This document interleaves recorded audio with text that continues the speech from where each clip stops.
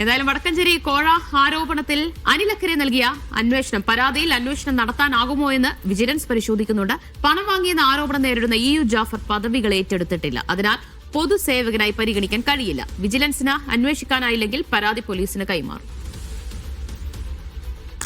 Sijo V John വിവരങ്ങൾ നൽകും. സിജോ, എന്തായാലും ഇതുമായി ബന്ധപ്പെട്ട നിയമ നടപടികളിലേക്ക് കോൺഗ്രസ് കടക്കുന്നുണ്ട്. അതിനപ്പുറത്തേക്ക് ഇതിന്റെ ഒരു നിയമ സാധുത എത്രത്തോളം ജാഫറിനെതിരെ നടപടിയെടുക്കാൻ കഴിയും, പദവികളിൽ ഇരിക്കുന്നില്ല എന്നുള്ളത് കൊണ്ട് തന്നെ തുടങ്ങിയ കാര്യങ്ങളിലൊക്കെ വിജിലൻസിന് കൂടി സംശയമുണ്ട്. അപ്പോൾ ഇനി നിയമപരമായി കാര്യങ്ങൾ മുന്നോട്ട് പോകുമ്പോൾ എങ്ങനെയായിരിക്കും കേസിന്റെ മുന്നോട്ടുള്ള നീക്കങ്ങൾ?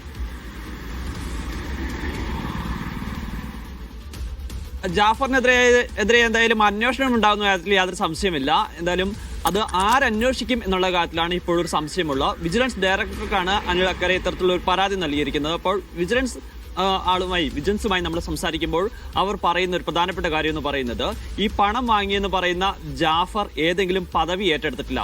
പ്രസിഡന്റ് സ്ഥാനത്തേക്കോ വൈസ് പ്രസിഡന്റ് സ്ഥാനത്തേക്കോ മത്സരിക്കുകയോ അവിടെ തെരഞ്ഞെടുക്കപ്പെടുകയോ ചെയ്തിട്ടില്ല.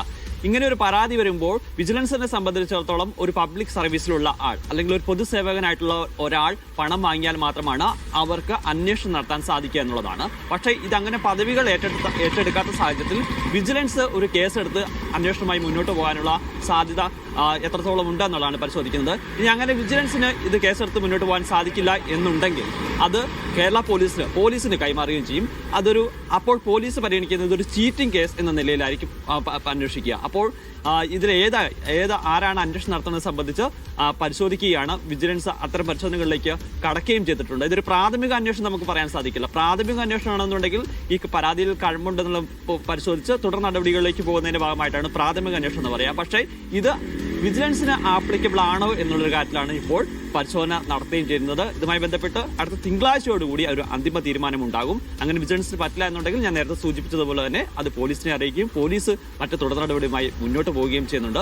സംസ്ഥാന പോലീസ് മേധാവിയുമായി സംസാരിച്ചിരുന്നു. അപ്പോൾ അദ്ദേഹം ഈ പരാതി അതിൽ പരിശോധനകൾ നോക്കിയിട്ട് പറയാമെന്നുള്ളൊരു കാര്യമാണ് അറിയിച്ചിരിക്കുന്നത്. ഇതിൽ വിജിലൻസിൽ കാര്യം സ്ഥിരീകരിക്കുന്നുണ്ട്. ഇത്തരത്തിലൊരു പരാതി ലഭിച്ചിട്ടുണ്ട്. മറ്റ് നടപടികളിലേക്ക് ഇത് കടക്കുന്നു എന്നുള്ളൊരു കാര്യമാണ് നമുക്ക് മനസ്സിലാകുന്നത്.